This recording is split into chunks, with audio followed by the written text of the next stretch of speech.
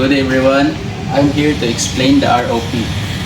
If the company's expected daily usage is 750 pieces of eggs, the anticipated delivery is 10 days, when will be the company place the order or reorder point? So here is the formula. ROP is equal to usage multiplied by lead time plus usage multiplied by safety stock. So ato na siyang i-distribute.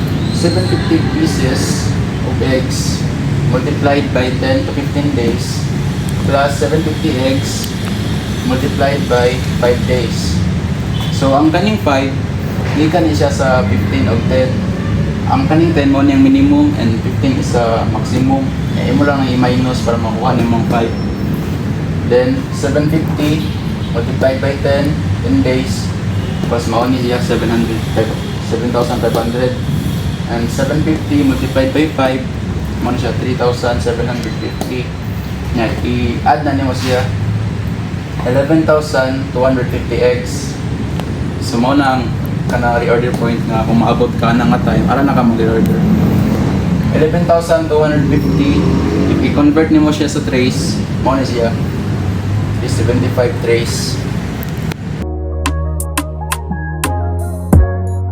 I'm here to discuss the EOQ. So ang given problem is number of jars of honey is I record annually is 10,000. Cost of placing an order is 10 pesos. Annual carrying cost per year of jars inventory is 0.80. So first, kung ano to ang EOQ? Formula sa EOQ is 2 multiplied by O and N then divided by cost. So ato ni distribute 2 is constant, permanente na siya dira niya.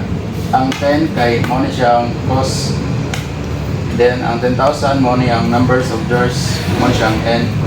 Yang 0.80 mo na siya si annual carrying cost na dire, which is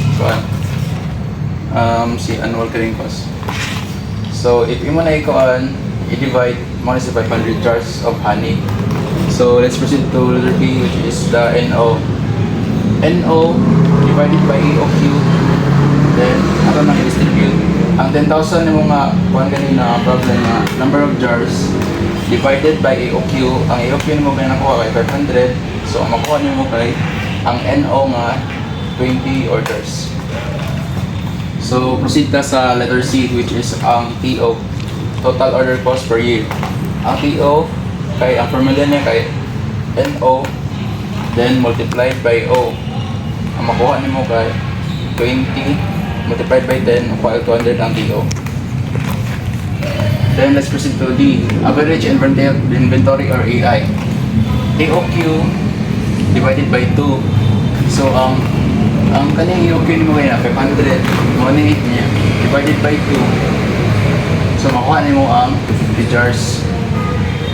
So letter E, total carrying cost or TC.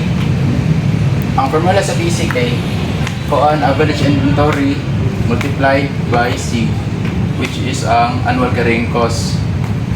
So mala i-distribute na nato.